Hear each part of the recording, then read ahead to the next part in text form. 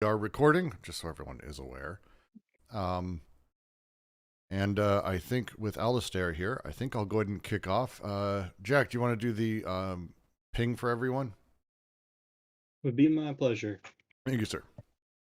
And we'll Yeah, give it a anytime, good we'll give it a buddy. moment to start. I'll do my fun little intro, and then we'll kind of back up a little bit because it'll help for us to kind of go back over where we just were, what we were talking about with Ginsburg and with the Kaddish, and the setup here and what they're talking about. I think it'll be worth it because we're about to dive into some pretty overly complex things, to say the least. So, it'll be great. And Alistair is now failing to join the server again. Where is this server located, US West? And he's There it gone is. again. I like that he says he disconnected, but he hasn't left. That's the kind of chicanery I want to do. It's a good Now one. recording. All right, let's try this one. We'll see if we can get even a few minutes out of him, which is a frustration, but it's fine. Oh, Alistair, farewell with a long black monocle. Yes, thing like that.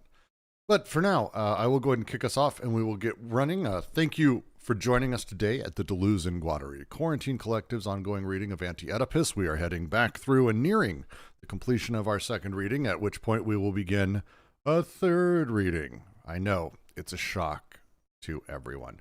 But regardless, I want to say thank you for joining. We are going to be continuing from the bottom of 279. I will be sharing my PDF into the chat right now if you are interested in following along. We completed last week where we left off, going over Ginsburg's Kaddish and their inclusion of it here and why.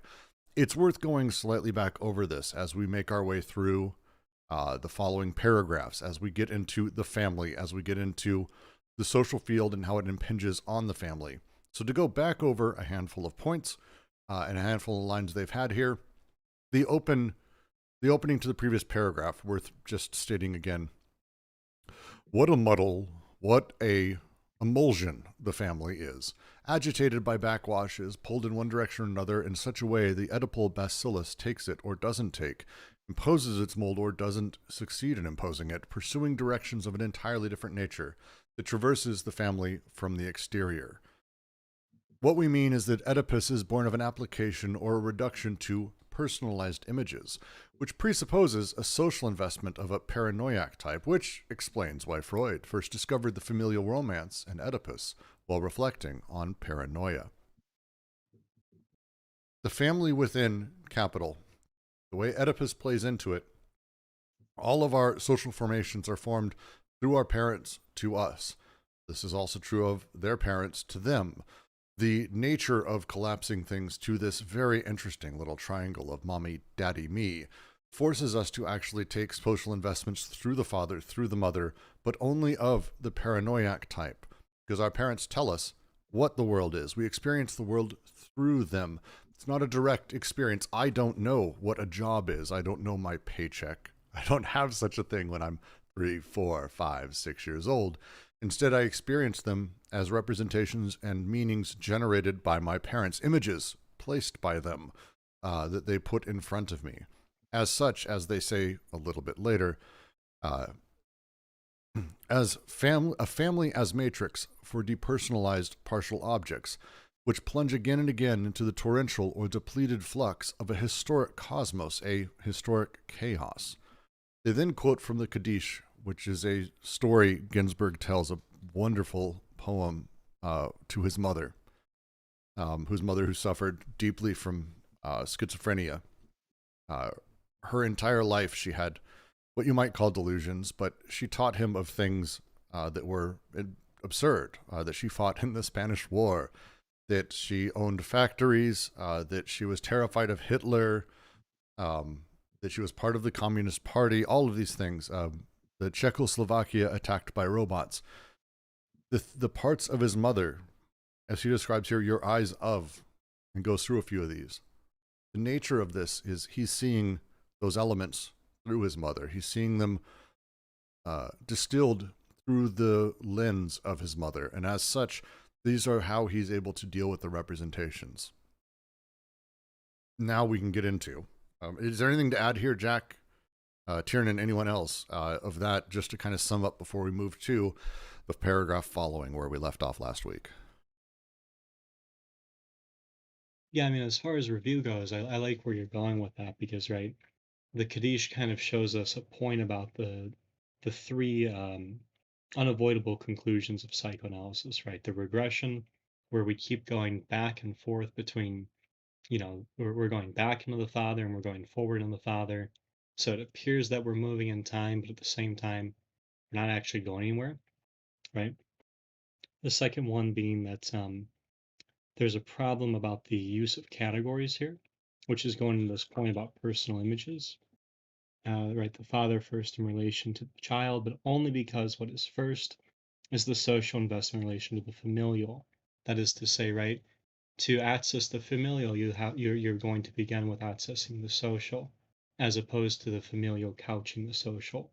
The Kaddish, I think, really makes that point, right, where yes, it's about the mother and all that of the narrator, but everything going on is right. There's all this social stuff that isn't really reducible to just the personal relationship between the mother and him, even though that's there.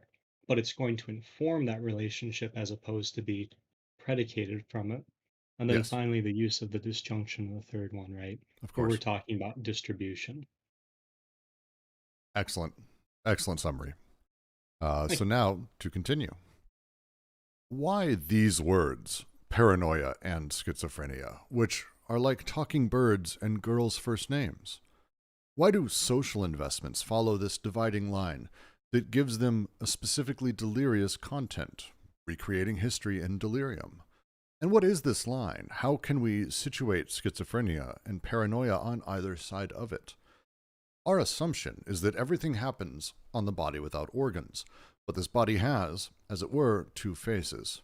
Elias Canetti has clearly shown how the paranoiac organizes masses and packs. The paranoiac opens them to one another, maneuvers them. I'll read the footnote here. His mind was dominated by four kinds of crowds: his army, his treasure, his corpses, and his court, and with it his capital. He juggled with them ceaselessly, but only succeeded in increasing one at the expense of another. Whatever he did there was always one crowd, which he managed to preserve. In no circumstances did he ever cease to kill the heaps of corpses piled up in every province of his empire. The paranoiac engineers masses. He is the artist of the large molar aggregates, the statistical formations or gregariousness, the phenomena of organized crowds. He invests everything that falls within the province of large numbers. The night of the battle, Colonel Lawrence lines up young naked corpses on the full body of the desert. Judge Schreber attaches little men by the thousands to his body. It might be said that, of the two directions in physics, the molar direction that goes towards the large numbers and the mass phenomena, and the molecular direction that on the contrary penetrates into singularities, their interactions and connections at a distance, or between different orders, the paranoiac has chosen the first. He practices macrophysics, and it could be said that by contrast the schizo goes in the other direction, that of microphysics, of molecules insofar as they no longer obey the statistical laws, waves and corpuscles, flows and partial objects that are no longer dependent upon the large numbers, infinitesimal lines of escape instead of the perspectives of the large aggregates.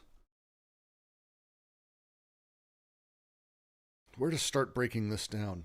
We're starting to get into, as we've been using the term paranoia and schizophrenic throughout much of this. This paragraph is starting to break down their actual application, how we end up talking about them, what they mean, and where the division may be between, where they are on polar sides of whatever line that we seem to be drawing.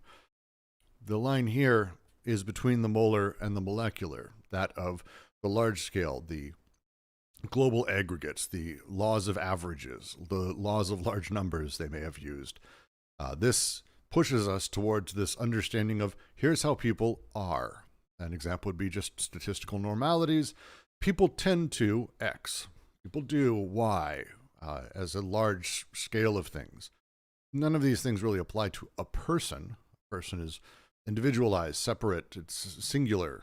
As such, they're actually capable of going in many directions. They have some obedience of the law of large numbers, but the paranoiac opposes these elements to each other, maneuvers them, plays people against each other, plays within these organized masses, and utilizes the statistical formations or gregariousness for this organization at mass, at large, that plays towards that side of things. Jack? Yeah, I mean, sorry, I like where you're going with that. Because right, the Ginsburg, whichever you prefer, depending on whether or not you drink gin, I suppose. But the poem kind of helps us understand this point about the blue line, right? This this point about the interplay of schizophrenia and paranoia, right? And we'll see this come up all throughout the rest of this chapter as different perspectives on this interplay, right? We'll see the reactionary and the revolutionary. We're going to see two different diagrams of psychoanalysis and schizoanalysis. This interplay that it comes with this kind of in a sense a division, but more so perhaps a disjunction in a certain manner of speaking. So yeah, I like where you're taking the paranoiac there because right, this is something we deal with in society all the time. A lot of our discourse is based on based on the molar, right? How to fix business, right? How to do commerce gets put into the kind of the yoke of doing the organization at a very large scale in aggregate, right? You're not really going into the situations as they're being produced or into the microphysics of it all, like Deleuze and Guattari are saying, but we're trying to work out how things will kind of end up rather than what they're doing in this situation. Um, so you're right, you have these two shifting perspectives there that aren't exactly divorced, but there's a difference between them, even though they're directly related. And the book, Crowds in Power, that they cite here is absolutely worth the read. It's not a difficult read. It's certainly not a normal analytical sort of diatribe. Though it's written almost non-academically, just sort of explaining the things that are seen. The excerpt I read, for example, very much goes through the sort of elements that he's talking about, because the book is a discourse on the nature of the pack mentality, the group mentality. If you've ever been in a large group, if you've ever been part of a large scale protest, or if you've ever been at a concert, the way you get lost in the crowd and the psychology behind that is its core idea. And again, those things are where we're talking about the paranoiac, the molar, the laws of large numbers. Yeah, Any, if you put this in terms no, oh, please. to play off that, if you put it in terms of nature, right, we're talking about the production of the gregarious, right? How do you get the crowd or the herd, as he calls it, right? And to your point, yeah, it is paranoiac, right? Because if we go all the way back to 1.2, 1.1, what does the paranoiac do? Well, it tries to stop reconfiguration on that, right? It's that part of the second synthesis where the investment is not exactly maintaining a certain social order, but it's actively trying to sort of quell the what the schizophrenic is doing, right? The reconfigurations, the lines of escapes, and that it comes with a production all onto itself, right? Its own, what it's going to do here in terms of creating a gregariousness, but keeping that countervail, I think, really illustrates that point. Hmm. Any questions or comments on this section as we move towards the next paragraph? I have something, and it's, I guess, kind of a question. I may be jumping the gun a little bit, because I know they're going to talk about politics a bit more later on. But it's kind of implied that the schizophrenic side is the revolutionary and the paranoiac is the reactionary. But I mean, with this paragraph, it kind of feels like it might be a bit more nuanced, especially with the paranoiac organizing masses, which seems kind of necessary for some kind of like revolutionary energy. So I'm just kind of wondering, how these things would be squared out. But again, I might be too early for that. Well, so they do get into that, but I can give you a tiny version of my understanding, and I give you that caveat because it's something that in 1,000 Plateaus and 1000 Plateaux they go over more how organization may happen or what these things are. But my general understanding is that they don't necessarily believe in the group concept. That anything that's necessarily a group that defines itself, that has those large numbers, that plays towards them, even if it's the proletariat, ends poorly. It's one of their critiques, just in general, of what happened with the Soviet Union and the Russian Revolution, as an example, is their push towards this idea of they had an idea of what they wanted, and that's the problem. They became the law of large numbers. They became paranoiac in sort of act. The very act of doing things as a large group, as such, necessitates the paranoiac side of things versus the schizo.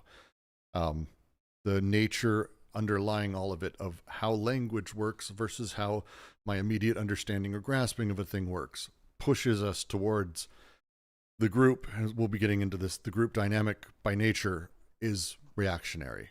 And I mean, we'll talk through this more in the coming paragraphs as they get in deeper, but the revolutionary concept as they see it, or as Holland calls it, the idea of permanent revolution, is one that necessitates sort of the opposition of the molar and the laws of large numbers in general. That's just my grasping of it, though. I wanted to ask if this is an extension of the third synthesis, the disjunctive synthesis, and that's the Oedipal, right? Connection, right? So the third synthesis is the conjunctive, right? The consummation and consumption. Right. The second synthesis is the disjunction, right? The distribution. But isn't there three? There's three of them, aren't there? The first one is connective. Connective, disjunctive, conjunctive. The disjunctive is the second, and I think I would answer yes, with the understanding that we're also talking about, in general, Oedipalization and the other formations of things act upon this, and the paralogisms shift how desire works, how representations play out, and what connections are made on the body without organs. And this is where they're playing all of this finally together, because we're talking about here how the body without organs, as they say, the body without organs is kind of their point here. Everything happens on it, but this body, as it were, has the two faces. One is the laws of large numbers, how it obeys the large-scale social formations that are impinged upon it, or it deals with just purely the lived experience of the body it is presuming to be empty of. As I go through life, my dad has a shitty day at job. I don't have any concept of what shitty day means, what job means, money, his anger, but I begin to learn those representations. And as I see more and more people upset, these are the laws of large numbers, the representations that begin informing me about the world. Those things ultimately engineer and change how the BWO places things, or how it forms my desire beyond just my direct lived experience, which is, if we want to say, a healthier way, or something that we're gearing towards, I believe that they're trying to gear towards. The more schizo side that allows us to just make connections rather than have them be made determinately. This is the disjunctive to the conjunctive is where this problem begins to happen. It's where all the paralogisms ultimately play out. Great. The third synthesis is essentially the creation of the emergent subject. You believe you exist and then are the quasi-cause of everything that came before. So it's, again, everything follows there. So your subjectivity is long after, like significantly long after you've already been kind of fucked up by this process. Again, my understanding. Jack, Tiernan, anyone? Yeah, I mean, I guess so right, we just got done looking at the disjunct as the third. So the disjunct is part of the way they understand the third problem of of psychoanalysis and the way it's engaging familialism, right? Mhm. And the way that that distribution, right? So this is a question of distribution, which is going to be, as far as the representation of that goes, right? The social production goes. We're talking about um, declension, right? We're talking about the filiative and the alliant, which we've seen in capital is going to be in terms of money. Well, money among other things, but it's going to happen through capital. I hate to conflate the two. So the political and the familial will be in that manner, and then the personal images are the simulation of that, which is going to give us the familial. It's kind of a elongated way of saying, right, your subjectivity is going to be predicated on how capital is part of the distributive synthesis, but also the way in which a simulation of that creates the familial, right, which is going to be these parental images, right? Daddy capital, I think they call it earlier on. So I guess with the question of like what to do with that and what does that mean for the political, I don't think it means like people coming together is always paranoiac, right? Because connections forming and relationships being created is the first synthesis, right? So it's not just as simple as people coming together. I think I when they think it bring is. in is people coming together. Yes, it's as simple as that. It's people coming together and then utilizing their language as determinant states for the desires underneath them. People coming together can just be people coming together in mass, which is what we're talking about. We're talking about crowds. We're talking about large numbers. We're talking about the molar, not just two people or not a minority. We're talking about a large enough number that it becomes the thing or the way things are or that which writes the body without organs. As such, yes, it's always going to be paranoiac. Always. And that's why they. Sorry. No, go.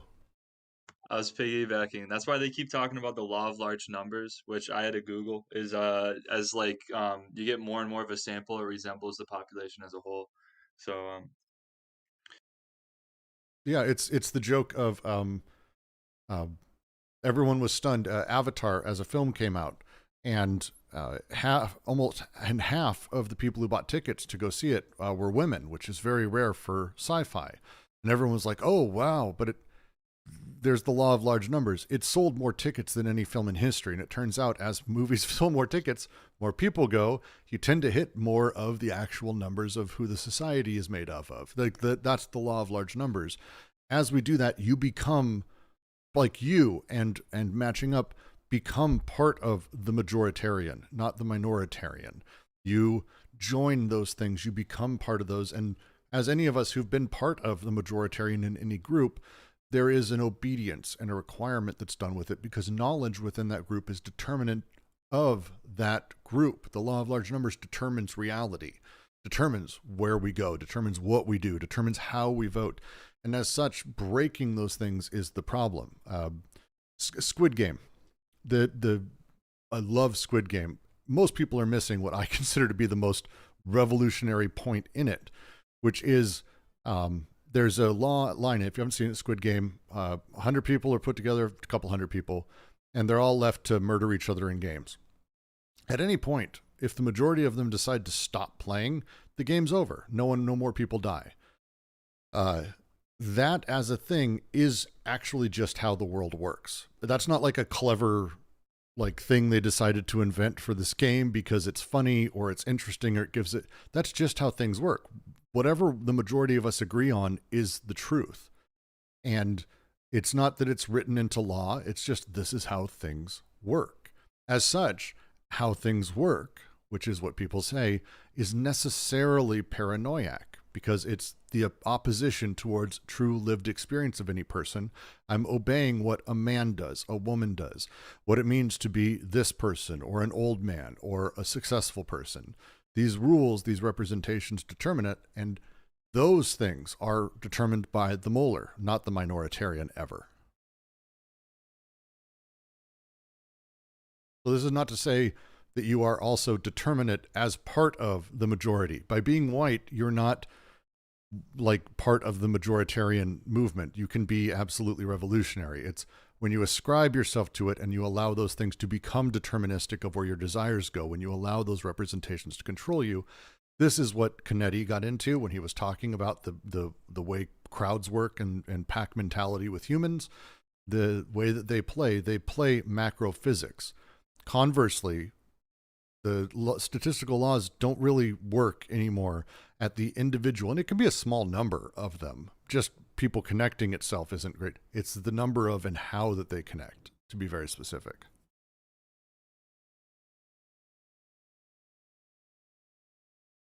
Yeah, the three syntheses are the crux of the book in every single way. Because again, we're talking about the generation and creation of subjectivity and how such things cause our desire to do different elements. And everything comes back to all three. When we connect with the world around us, at some point we remember good, bad, unhappy sensations. BWO gets recorded. We repeat towards that by nature because we kind of want that, and over time someone can tell us to connect in certain ways, or that certain connections meet certain things. We can have a psychoanalyst come along and tell us that, yes, he was running his fingers along his mouth. That means he's remembering his mother's breast, and he really wants to fuck his mom. And these moments can happen. Suddenly our partial objects have been determinate, and I change what they mean before I even exist as a subject. Like, it's wild how much all of this ties back to the three sense, for sure. Go ahead, Jack. Oh, your mic was activating. I thought you wanted to chat.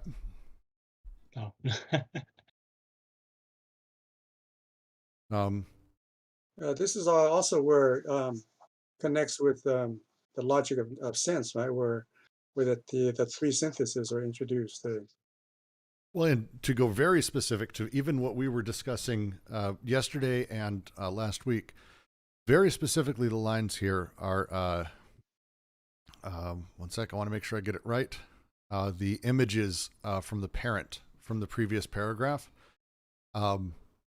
In Logic of Sense, during Oedipal and other stages, Deleuze talks very cleanly about how the images that are generated, let's say, pre-language or pre-Oedipalization and then post-Oedipalization are two separate series that the ego is generated out of via resonance. Like, it's how he talks in Logic of Sense. Very much here, you can see that idea carry forward as he talks through. What we mean is that Oedipus is born of an application or a reduction to personalized images, which presupposes a social investment of a paranoiac type. He starts playing directly into how these series generate sense, and then from there we can see how those series actually generate and play into the three syntheses here. So it's very tied in how I've been reading it, for sure, JK. Thank you. Thanks for clarifying that. Yeah, it's great. I love this stuff. I just love how it ties back in. Anything before I move on to the next paragraph? All right. Doubtless, it would be a mistake to contrast these two dimensions in terms of the collective and the individual. On the one hand, the micro-unconscious presents no fewer arrangements, connections, and interactions, although these arrangements are of an original type. On the other hand, the form of individualized persons does not belong to it, since it knows only partial objects and flows, but belongs instead to the laws of statistical distribution of the molar unconscious or the macro-unconscious. Freud was Darwinian, neo-Darwinian, when he said that in the unconscious everything was a problem of population. Likewise, in the contemplation of multiplicities, he saw a sign of psychosis. It is therefore more a matter of the difference between two kinds of collections or populations, the large aggregates and the micro-multiplicities. In both cases, the investment is collective. It is an investment of a collective field. Even a lone particle has an associated wave as a flow that defines the coexistence space of its presences. Every investment is collective. Every fantasy is a group fantasy, and in this sense, a position of reality. But the two kinds of investments are radically different, according as the one bears upon the molar structures that subordinate the molecules, and the other, on the contrary, bears upon the molecular multiplicities that subordinate the structured Kraut phenomena.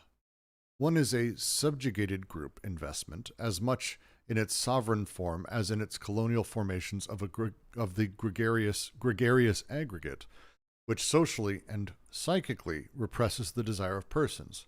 The other, a subject group, investment in the transverse multiplicities that convey desire as a molecular phenomenon, that is, as partial objects and flows, as opposed to aggregates and persons.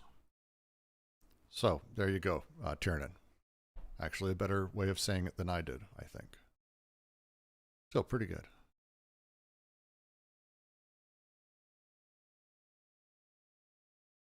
I think it gets at the real differentiator, though, which is this question of the investment, right?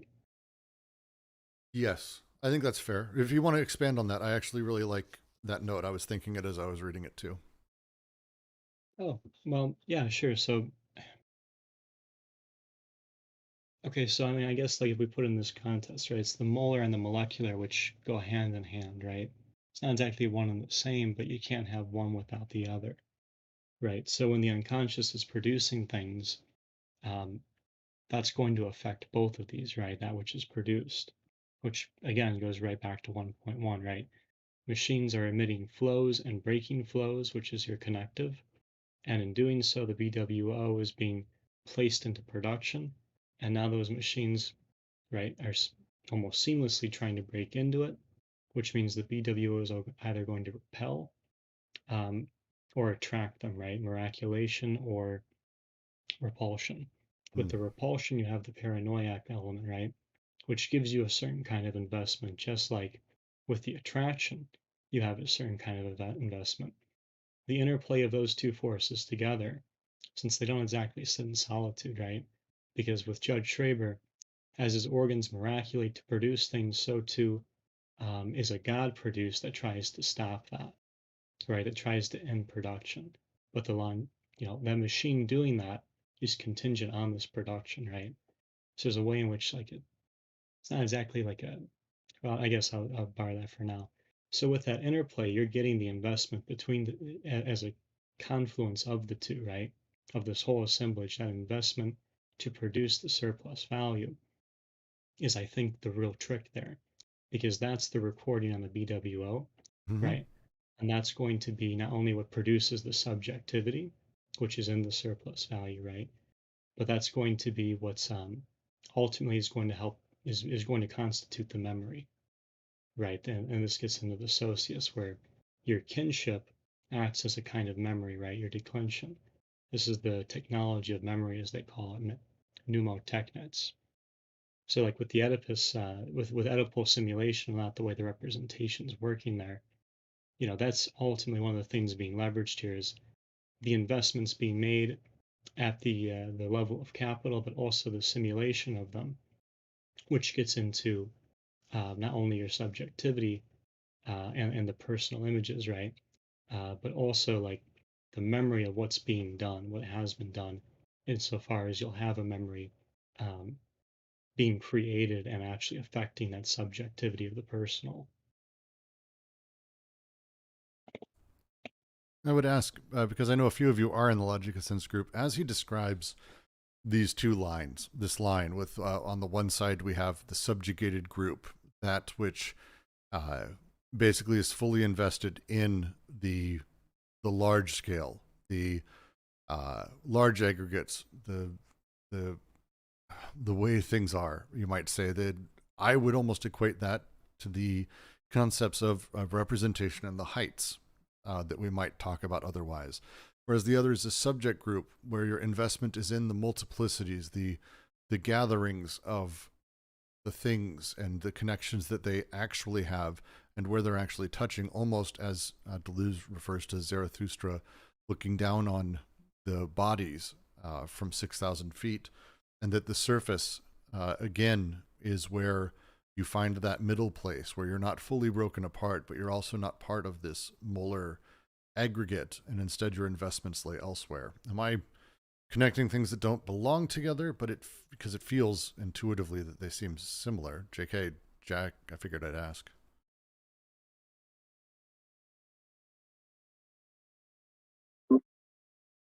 I mean, so I always have a hard time connecting the two books because to me, I read one as like three syntheses of the unconscious and the other three ontogeneses. Um, but I guess where I could start to see some similarities would be like, so one thing I've been wondering about is what do you do with the first synthesis where this, um, particularly the first paralogism, where something's becoming detached, and it's usually the phallus, right? Hmm. It's usually the transcendent phallus. Um, and that becomes the representative for all the other things in the assemblage, right? That becomes what kind of does what appears to be doing the talking for the other signifying chains, right? It Instead of and it expression of other biunivocalizes. It representation. biunivocalizes. Yes. Well, it's going to lead to that, right? Yes, You're going to be moving to the second it's synthesis, a but requirement yes. for it. Yes. Yeah, they work together. So I could kind of see that with the object on heights and that, right? I could see some connection being made there for sure. Not just because they both involve fallacies, but because they're fallacies, but because they both seem to be talking about a similar problem. Hmm. But it's difficult because like with the ontogenesis, There are different things in specificity. I know. J.K. just figured I'd ask your thoughts too. Yeah, I was just thinking about what the authentic other is, because it seems like you're talking about the heights, and and the other one is the molecular, the Yeah, the depth, bodies, the depths. multiplicity. So there's one, one is the other that is inauthentic other, maybe the they or something. The other one, but the other kind of other is more, within the more in the multiplicities, the depths. Yeah, it's interesting. Yeah. So it's kind of he's the self is is caught between these two directions, and it has to be worked out somehow. For this paragraph, though, very specifically, the underlying point they want to be very specific about. It's not about whether or not there's even the number of people. I suppose, as Jack was talking about, it's again where the investment lies, where the group is investing the collective effort, the desire, because as it says here, every fantasy is a group fantasy. Every delirium, a group delirium. Every investment is collective. There is no such thing as every man is an island. It's silly. This is more everything is investment. So where are you investing? Are you investing in the majoritarian? Are you investing in the large numbers? Are you moving away? It's a really interesting mentality around that. Yeah, in some other yeah, places they use the word pack to distinguish a kind of like small group identity versus the crowd, or the large group of the herd mentality. Hmm. yeah, or the nomads, right? And you're getting this idea of like those that can continue traveling versus those who are stuck, to borrow early Guattarian terms. Because like to that earlier conversation, I think of chapter 2, right? In the distribution, you get the creation of the racial and the racist. You get the inclusive disjunction, right? And you also have this exclusive disjunctioning, right? So like whatever subjectivities can be even codified um, in terms of race, right? Whatever things have to be there for that. On one hand, you've got the production of them, and on the other hand, you've got, right, and this is where you get your aggregates and all that. You've got the either or, the hard either or of one or the other, right? And that it's almost a counterplay as much as it's an interplay. That I think does give you like not only your investment in production, but also the sense of what has been invested, right? The memories that are being basically playing into this distribution, both of what the racialities will be produced as much as they can be aggregated, right? Segregated more so. Hmm. Well, and it's also, it leads to other interesting things. One of the things that came to mind as I was reading this is a discussion we had this last time around. and actually recently as well. When we talk about the drives and how people even talk about what they're doing, both a fascist and a Deleuzian revolutionary would say that they believe in what they're doing for the people. Now, what they mean by that is drastically different, but they mean different things just purely in terms of the people. And a Nazi, Hitler, talked about the people, but he meant it in a monolithic, singular, univocal oneness, that you are part of what he considers to be the people. A revolutionary would say the same thing, but instead mean the multiplicities, that the people individually, their individual freedoms, rather than as a subjugated group, that of a subject group.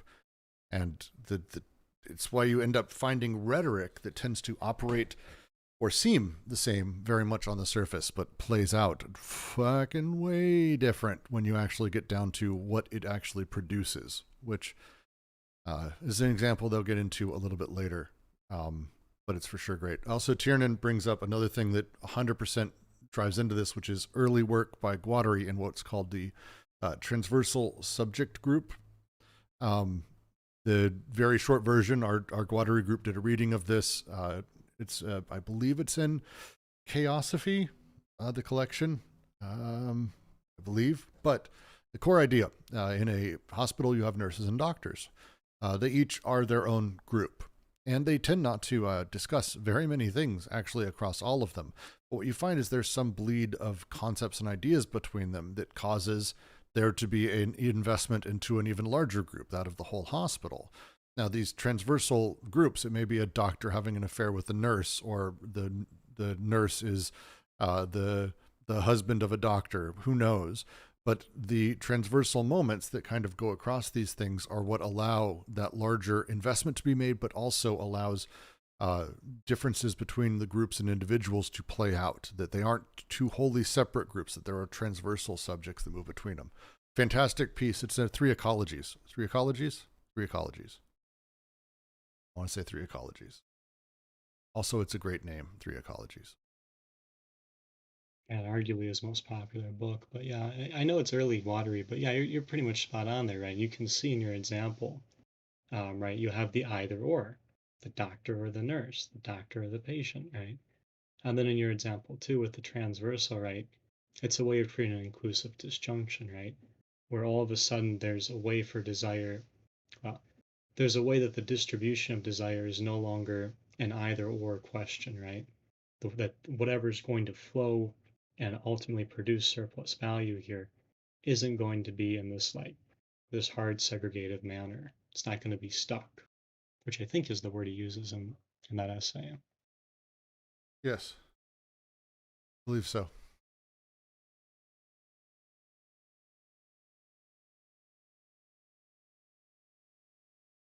Not sure which. It's worth, maybe we should get Varun back in here to do a reading on that again. It's pretty fantastic. I love early Guattari's works. They're more painful to read. I don't enjoy his writing. I actually enjoy his thought significantly, but his writing much less. Everyone's got their own thing. This next paragraph's a doozy, so I'm gonna make my way through it. There's a lot in here. Any questions or comments or anything before I move on? Please, we're open. You can also type them up if you'd like. It's fine. Fine. All right. It is true that social investments are made on the socius itself as a full body, and that their respective poles necessarily relate to the character or the map of this socius, earth, despot, or capital money. For each social machine, the two poles, paranoiac and schizophrenic, are distributed in varying ways. Whereas the paranoiac and the schizophrenic, properly speaking, do not operate on the socius, but on the body without organs in a pure state. It might then be said that the paranoiac, in the clinical sense of the term, makes us spectators to the imaginary birth of mass phenomenon, and does so at a level that is still microscopic.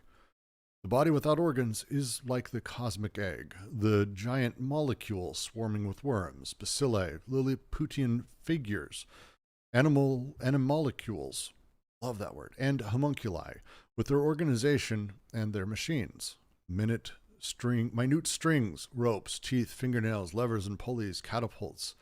Thus, in Schreber, the millions of spermatozoids in the sunbeams, or the souls that lead a brief existence as little men on his body. Artaud says, this world of microbes, which is nothing more than coagulated nothingness. The two sides of the body without organs are, therefore, the side on which the mass phenomenon and the paranoiac investment corresponding to it are organized on the microscopic scale, and the other side on which, on a submicroscopic scale, the molecular phenomena and their schizophrenic investment are arranged. It is on the body without organs, as a pivot, as a frontier between the molar and the molecular, that the paranoia schizophrenia division is made. Are we to believe, then, that social investments are secondary projections, as if a large two-headed schizonoiac, father of the primitive horde, were at the base of the socius in general?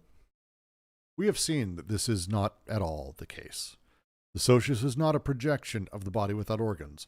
Rather, the body without organs is the limit of the socius, its tangent of deterritorialization, the ultimate residue of a deterritorialized socius.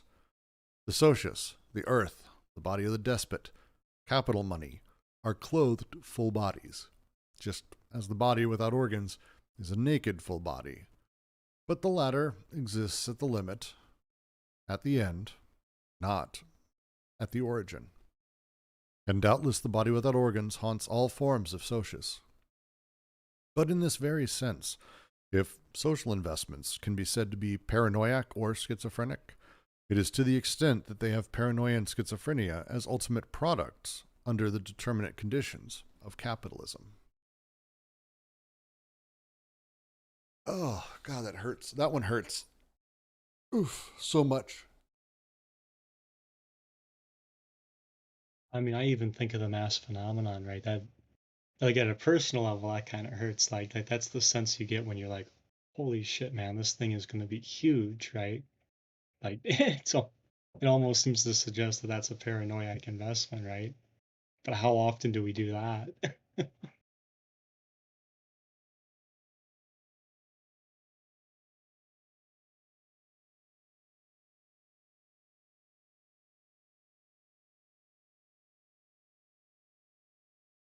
So let's take it a bit by bit by bit. Social investments are made on the social full body, the socius itself as a full body. Their poles necessarily relate to the character or the map of this socius. The way that the poles operate, the way that they place things, are investments at a social level. They change a bit, but all of our social investments are made on the socius as a full body. It's important here because we don't want to conflate the body without organs and the socius, even though there is some operation, and they've talked about this, that operates very similarly. And kind of as a machine, they may be nearly identical in terms of actually how they work, with different pieces going in and out. But the thing they're very clear here is that the nature of this larger socius is very cleanly its own. It very cleanly is set up to actually be almost within the body without organs, that actually lays the territory out for the socius. There's a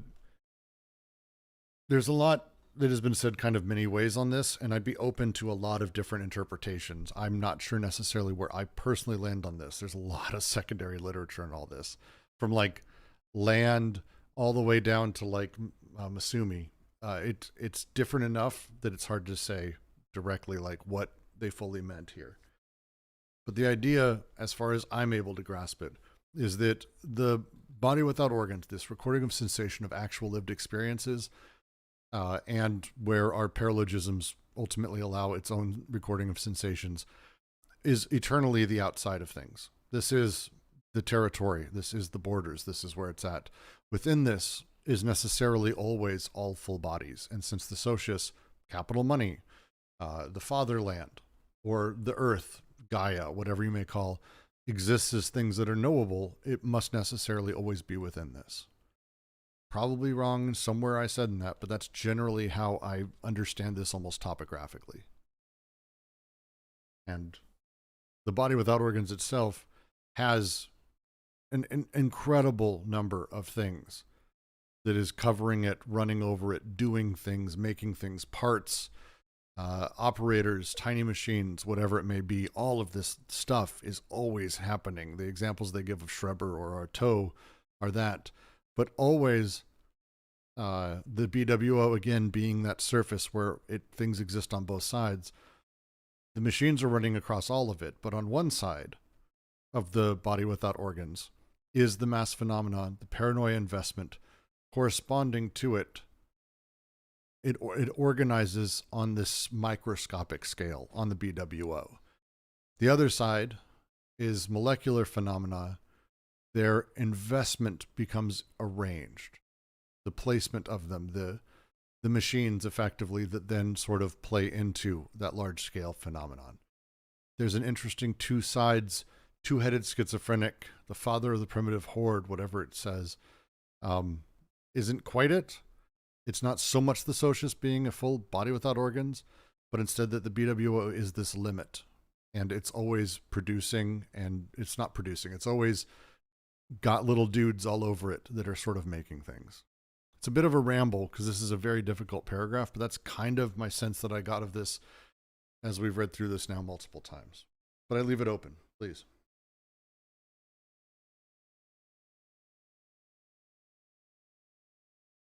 A part of me wonders if it's not almost like a critique of a certain way to read Freud, right? If you were to make the BWO kind of like a personal and the social, this like secondary projection of it, right? Something like that.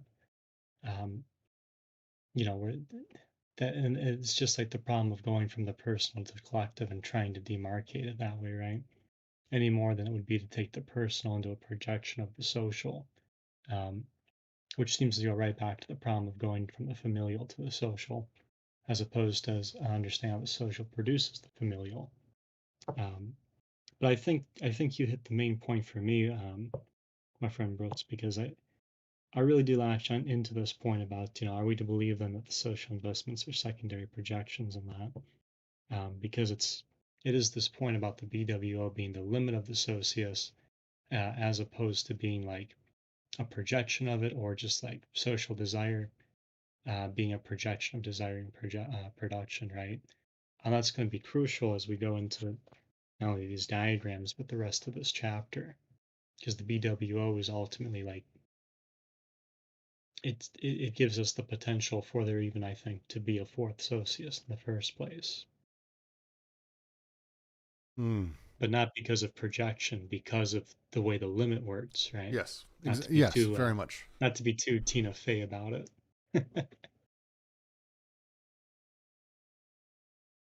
Yes, because again, and they've used the term, and they do it pejoratively. The specter that haunts Europe is kind of the original joke that they're playing off of, where they've said things like, capitalism's the specter haunting all previous socius. They've said that for the primitive. They said that for the despotic. They said the despotic is haunting. But now they say, and it's an important one, the body without organs haunts all forms of socius. It is, and it's very interesting setup, to say the last sentence again. If social investments can be said to be paranoiac or schizophrenic, it is to the extent they have paranoia or schizophrenia as ultimate products under the determinate conditions of capitalism. The nature of how our representations are fed to us, the nature of how our social milieu is created, the way that the laws of large numbers play out, these things and the axiomatics within capital change us so that our desire is basically produced as paranoiac or schizophrenic in its qualities. And the BWO at the center of that. Fascinating.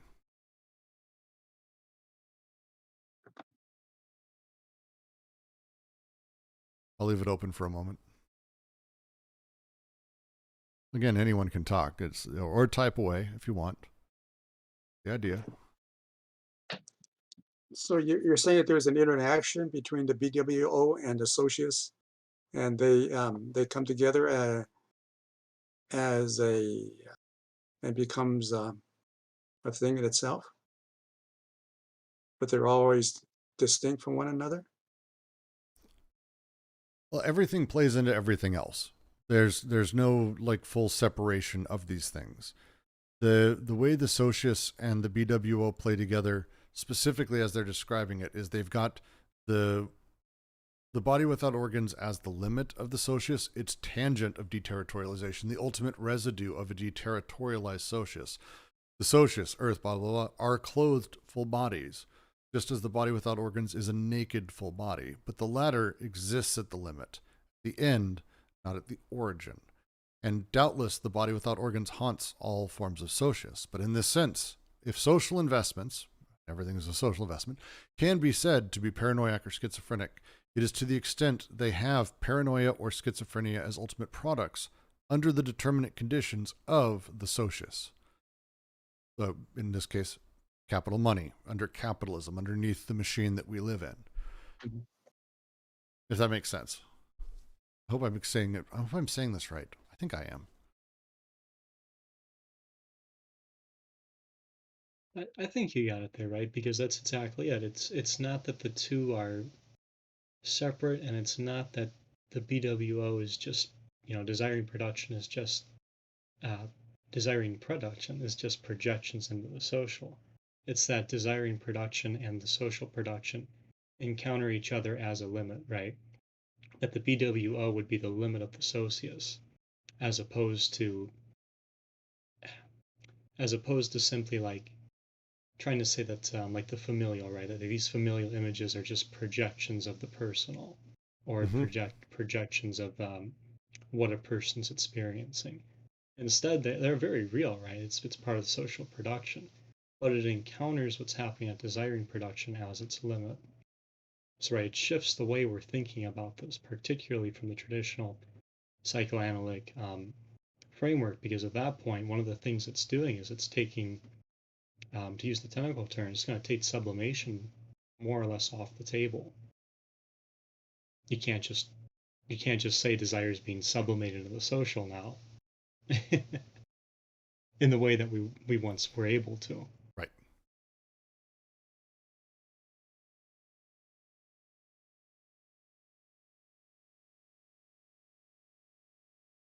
All right. I will move on to the next paragraph. Because we get diagrams. Diagrams, everyone. Diagrams, so many. I'm going to read, and then we will go back to the diagrams. So just be ready to skip the entire next page. We'll come back to it after I finish reading. From the standpoint of a universal clinical theory, paranoia and schizophrenia can be presented as the two extreme oscillations of a pendulum oscillating around the position of a socius as a full body and, at the limit, of a body without organs, one whose sides is occupied by the molar aggregates, the other populated by molecular elements. One can also present this as a single line along which the different forms of the socius, their planes, and their larger aggregates are arranged. On each of these planes, there is a paranoiac dimension, another that is perverse, a kind of familial position, and a dotted line of escape, or schizoid breakthrough. The major line ends at the body without organs, and there it either passes through the wall, opening onto the molecular element, where it becomes in actual fact what it was from the start, the schizophrenic process, the pure schizophrenic process of deterritorialization. Or it strikes the wall, rebounds off it, and falls back into the most miserably arranged territorialities of the modern world as simulacra of the preceding planes, getting caught up in the asylum aggregate of paranoia and schizophrenia as clinical entities, in the artificial aggregates or societies established by perversion, in the familial aggregate of Oedipal neuroses. So, I am not going to describe these diagrams through narration. I am streaming this PDF. You're free to take a look at it. I will do my best to kind of talk through them, and anyone can kind of do the same. We've gotten stuck on these when we've read it before, and this has been a angering exercise in my experience, and so I'm going to do my best not to get too pissy. I hate these so much.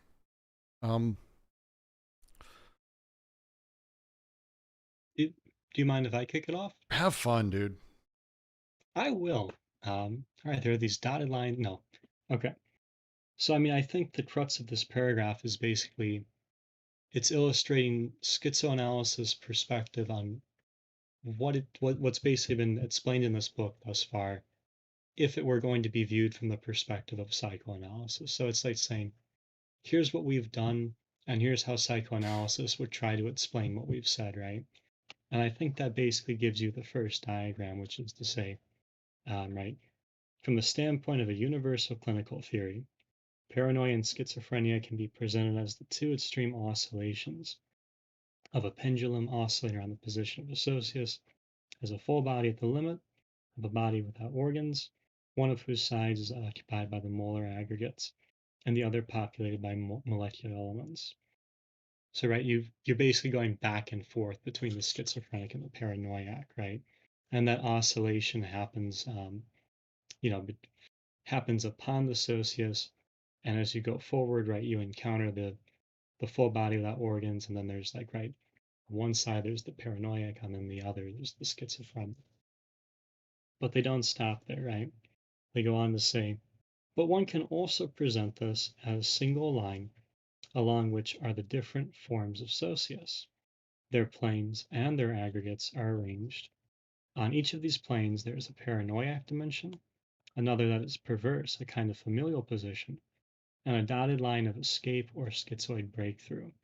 And I think when you look at the second diagram, what they're basically getting at, right, is instead of this being a movement back and forth, the way I look at it is like the way that the paranoid and the schizophrenic are actually affecting desiring production in terms of flow and flux, right?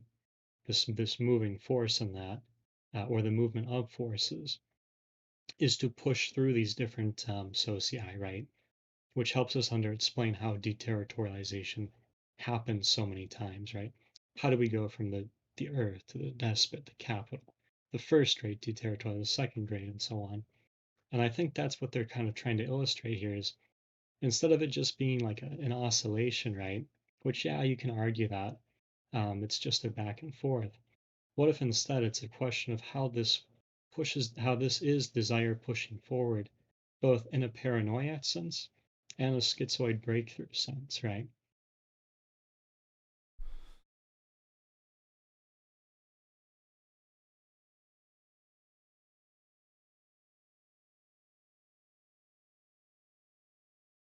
No, I have no idea, dude.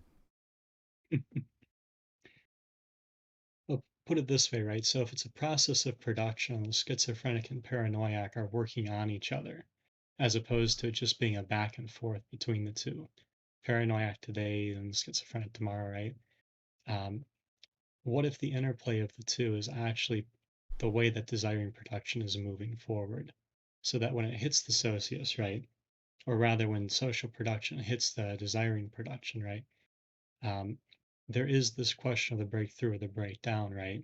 Of the subjugate and the subjugation, or excuse me, of the subject and the subjugation, right? Where to move forward to move forward from social production, desiring production, either comes with a breakdown, the displacement of the limit, which would be your BWO, or it comes with a breakthrough, which takes you basically into a whole reconfiguration, right? A whole another deterritorialization. Or you bounce back. You utilize, Exactly. you have Oedipal neuroses as familial entities, which tosses you perfectly into the socius of body as capital money. Or you have a paranoiac psychotic reaction as despotic entities, which pushes you back into the despotic body, or ultimately the body of the earth if you bounce back with perversions as territorial entities. And start over, I guess, begin rolling down the hill once again. It's an investment, right?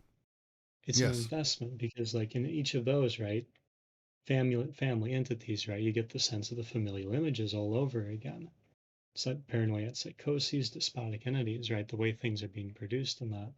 But yeah, I think that's pretty much it. Is that this bouncing back is to create the investment that's going to be paranoiac. That's your reactionary investment. Is that upon hitting the BWO, it doesn't break through. It bounces back, and you get one of these three things, or maybe a collection of them. I'm not sure they mean it to be so like one or the other, but you get them in some manner. I've never liked these. I just haven't. Like they're just on the, like, I get the whole idea of doing, like, trying to diagram shit out, but some things are meant for not this, and this is one of them. Because to me, the implication of these is that they kind of lay one on top of the other. Things go down, they either fall maybe perhaps on one side paranoiac, the other schizophrenic, but regardless, at some point they hit the full body without organs. The more schizophrenic, it can go through, you can have a line of flight, or you can bounce straight back through a paranoiac reaction to these other elements. And it's like, cool. Well, that's why I prefaced this the way I did. Is I think the hard thing is trying to figure out why give two perspectives on the same process, right? And I think that basically the reason for them doing that is to say, right, with the pendulum, I don't think you get the sense of the breakthrough or the breakdown, right? Because you're just oscillating. But with the second diagram, I think you get the breakthrough and the breakdown as much as the rebound.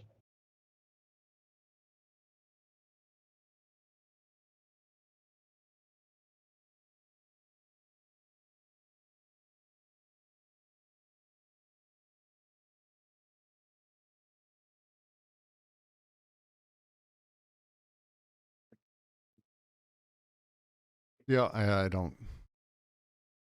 So here's what I will do. This is the end of the chat of the section, which is great. So the good news is we can either end early or we can spend a little bit of time chatting. I'm happy to spend time chatting. We've talked about a lot through 4.1, a ton actually. God, this is a long section. I forgot the ideas of the social field, how our investments play out, how they work. The ending here, as they're discussing, is that these investments can ultimately make it through, become a new line of flight, play in that schizophrenic space, or they can bounce back, reinvest into capital, into the despot, into the earth, into these tried and true cliches of things. How this happens, how we go down this path, and how these things operate is the subject of this. Are there any questions? Is there any commentary? Would anyone like to go back and read a piece? Is there anything you'd like to do on this? I'm going to leave it open, and we'll see.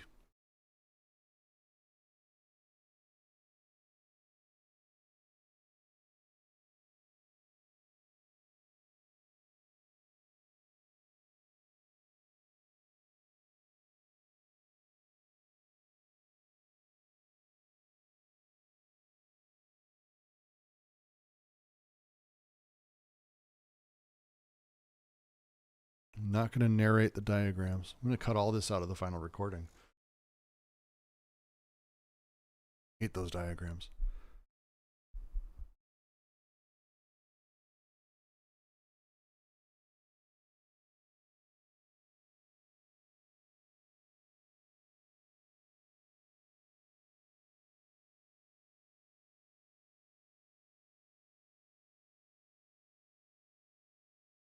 Just going to leave it open for a moment. Happy to.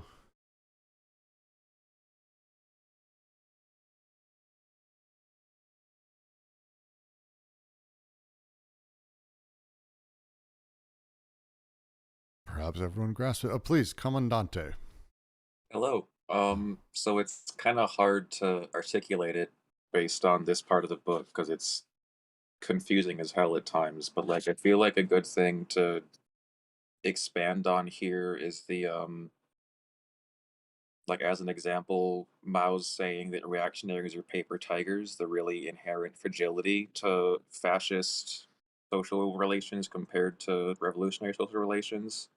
If that would be something to expand upon a bit and less confusing terms.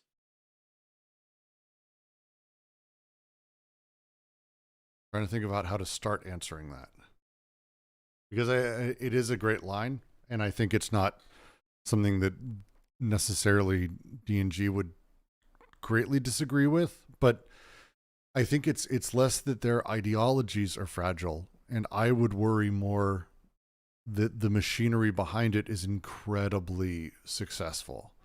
The production of the images that a paranoiac utilizes are always by nature hyper fragile. They're garbage. They believe in stupid shit that doesn't really have a principle, and it's mostly like hyper contingent bullshit. It doesn't really work. But revolutionaries tend to have ideas that are eternal and powerful and amazing. The ideas are less important to me than how they're produced, because big reason for that. Right now in America, we have the QAnon thing, and QAnon is not dying, despite every reason it should. In fact, it's getting effectively more and more powerful over time.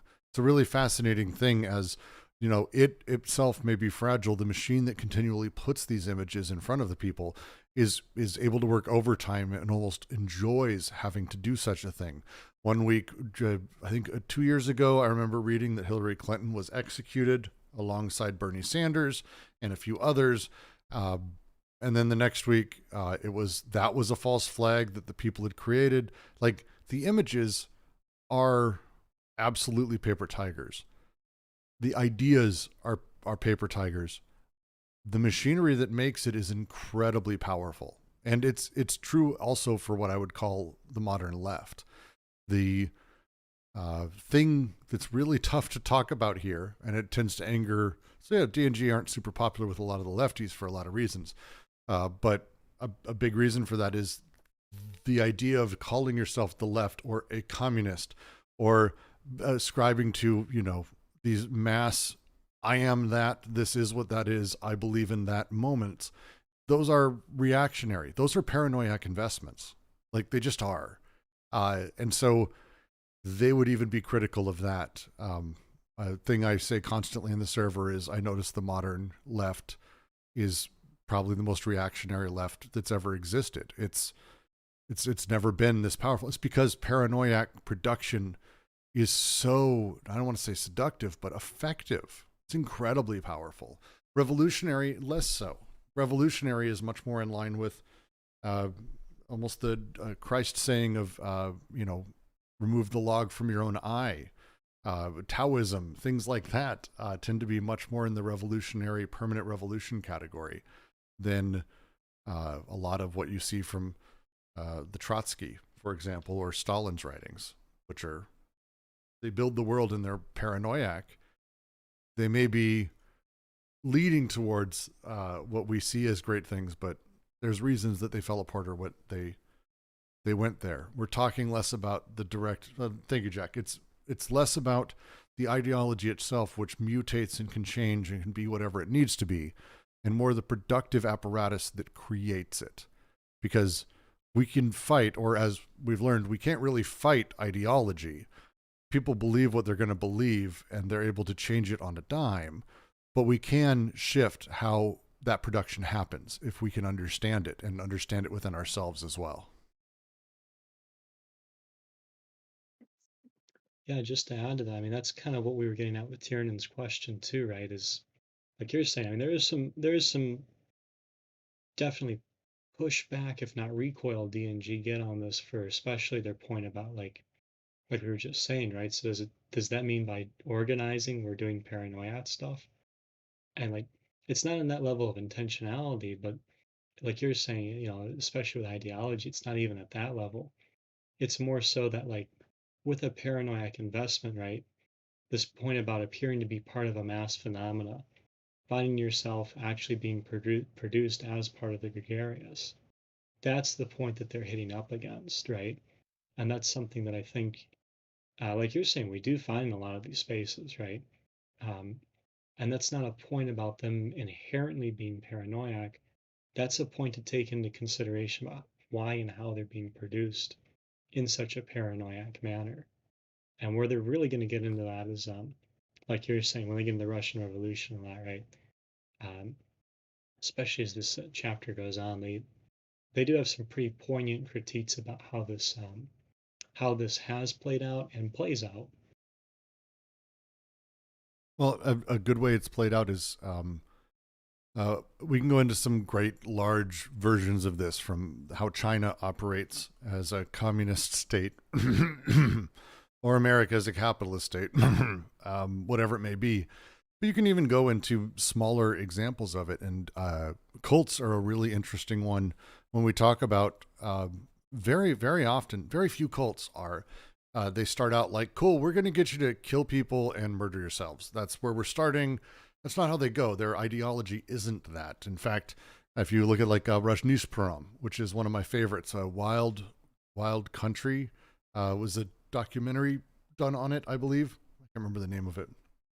But the writings and the readings you can do on Osho and his followers, deeply peaceful people who expounded ideas of peace and love and caring for each other, but ultimately leading to the assassination plots and anthrax attack on a local town.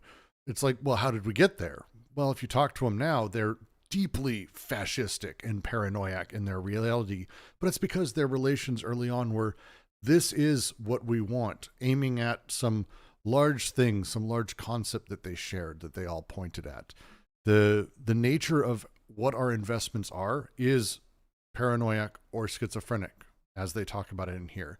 And it's understanding where our investments lie that allows us to start breaking down and understanding what we can do to make that changes with that. If that makes sense, Commandante. It's a really great question. It's the thing I literally could talk about for hours, because it's one of the most fascinating things. And it's, again, the point of the book. Why do people demand their own oppression? That's the question. No one out there literally says that. Like, libertarians vote for Donald Trump. It's not, oh, they're racist. Sure, some of them are. But that's not like the reason. They're not sitting there going, oh, we want more control on us. It's the nature of the production of this ideology. The ideology can say a million things, but the production of it is what matters.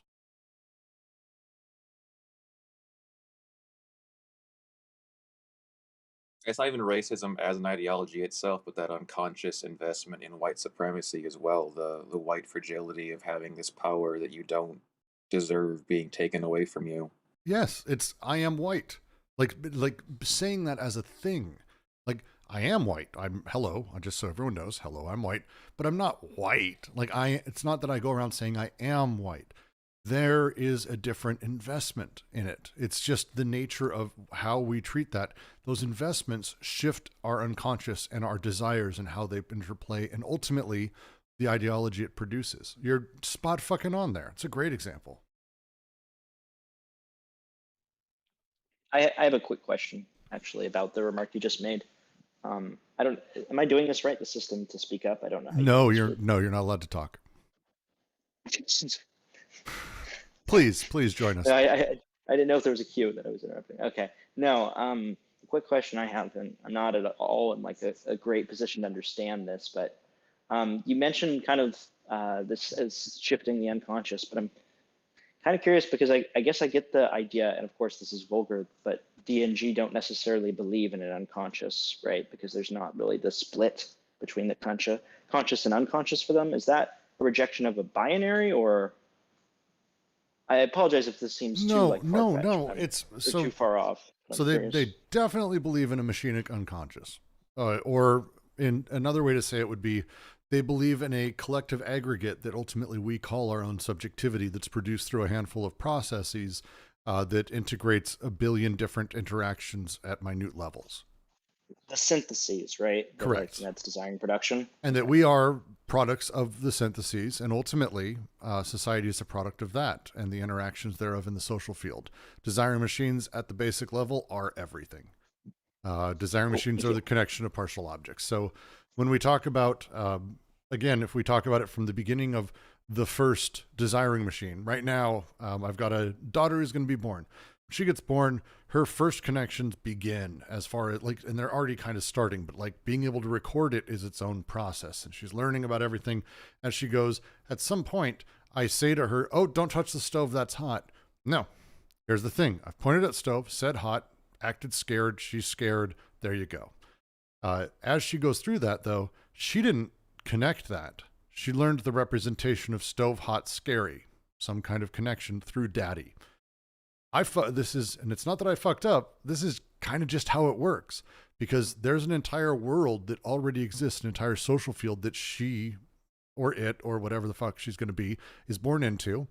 And that impinges upon her through myself and my wife. As her life kind of continues on and these desire machines stack up her own actual experiences, they're also taking in me telling her things like stove hot or woman dress with dresses, lose weight, girls are meant to be heard, whatever. You know me, I'm obviously hyper misogynistic. These are the things I'm going to teach. But whatever it is, that comes in the other direction.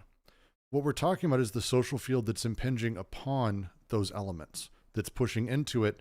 And in those things begins changing how desiring machines are able to produce. The great setup they have here through this is they've given us a formula that we're able to say, cool, well, wait, when you sit here and you have, as they call it, the exclusive disjunction, where you force things to be either or, binary terms, it's girl or boy, I'm girl or boy, and you force that, this element changes how things are feeling free to connect. No longer is she able to connect with things that are seen as boyish, or boys connect with girl things. This right there shifts the role of things inside of her unconscious. This is one example of the billions that we have to deal with before we're even 40, let alone our entire lives, that's kind of building up. This is the social field and the way we are produced, and ultimately our ideologies as well.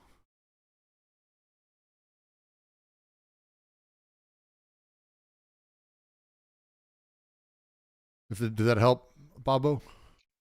Yeah, quite a bit. No, I guess it's kind of a matter of it's not the Freudian unconscious when sometimes people say that. When they say D&G don't believe in unconscious, they're talking about other conceptions.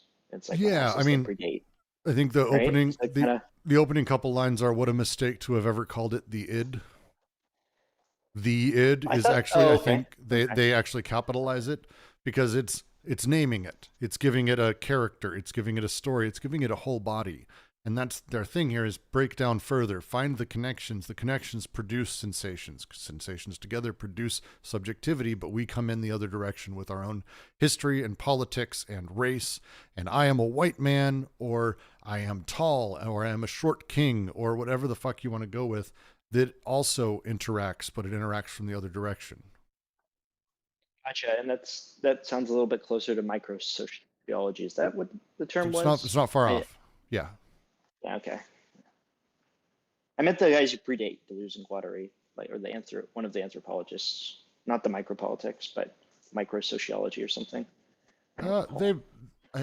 They reference some of those things. They play a lot into that space. Anyways, that's unrelated. Yeah. Okay, thanks. That is fine. You're free to come in anytime you want, Bobo. We love having you around.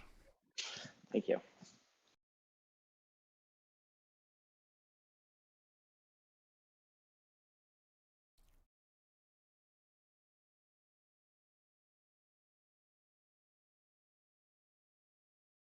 All right. Anything else? I'm hesitant to move forward into the next chapter.